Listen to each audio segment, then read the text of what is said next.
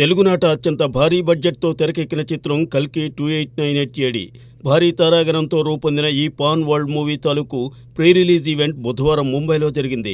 ఈ ఈవెంట్లో పలు హైలైట్స్ ఉన్న అందరి దృష్టిని విశేషంగా ఆకర్షించింది మాత్రం బిగ్ బి అమితాబ్ బచ్చన్. చిత్ర నిర్మాత అయిన అశ్విని దత్ పాదాలకు నమస్కరించడం, ఎంత ఎదిగినా ఒదిగి ఉండడం అంటే ఇదేనని, నిర్మాతలకు బిగ్ బి ఎంత గౌరవమిస్తారో ఈ సంఘటనతో మరోసారి నిరూపితమైందని నెటిజన్లు ప్రశంసల వర్షం కురిపిస్తున్నారు. అంతేకాదు, 1-2 హిట్స్ రాగానే నిర్మాతలను క్యాషియర్స్గా భావించి ట్రీట్ చేసే మన టాలీవుడ్ స్టార్స్ అమితాబ్ను చూసి నేర్చుకోవాల్సింది ఎంతో ఉందని అంటున్నారు. మరి ఇలాంటివి చూసిన తరువాతైనా మన హీరోల్లో మార్పు వస్తుందేమో చూద్దాం. ఏపీ కొత్త ప్రభుత్వం నుంచి కందుల దుర్గేష్ ఆంధ్రప్రదేశ్ పర్యాటక మరియు సినిమాటోగ్రఫీ మంత్రిగా బాధ్యతలు స్వీకరించబోతున్న సంగతి తెలిసిందే. తాజాగా ఆయనకు మెగాస్టార్ చిరంజీవి విశ్వంభర సెట్స్పై స్వాగతం పలికారు.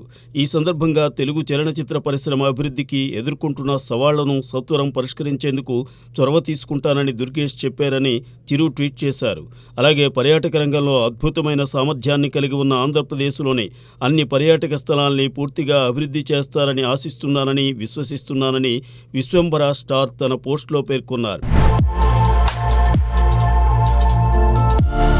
మెగా ప్రిన్స్ వరుణ్ తేజ్ నటిస్తున్న pan India movie matka.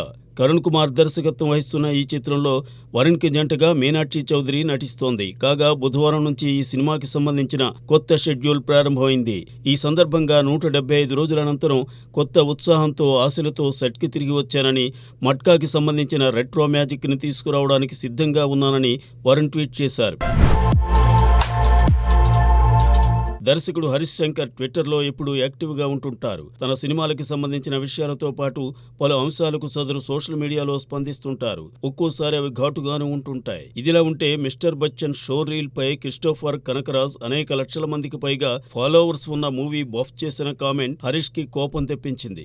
Raviteja script selection కంటే హీరోయిన్ సెలక్షన్ గెలుపొందుతోందంటూ క్రిస్టోఫర్ కామెంట్ చేశాడు. దానికి సమాధానంగా, నీ ప్రొఫైల్ చూస్తే తెలుగు నీ చివరి ప్రాధాన్యత అని తెలుస్తోంది. సినిమా విడుదలకు ముందే స్క్రిప్ట్ గురించి మాట్లాడడం ఫన్నీగా ఉందని, కమేడియన్ గా బాగా పనికొస్తావని ఇలా నవ్విస్తూ ఉండన్నట్లుగా హరీష్ రిప్లై ఇచ్చారు. ఈ ట్వీట్ కి కొంతమంది నెటిజన్లు అతను చెప్పిన మాటలో వాస్తవం ఉందని, ఈ మధ్యకాలంలో రవితేజ స్క్రిప్ట్ సెలక్షన్ వీక్ గానే ఉందని సమర్థిస్తున్నారు. మరికొందరు మాత్రం హరీష్ మాటలకు జేజేలు కొడుతున్నారు.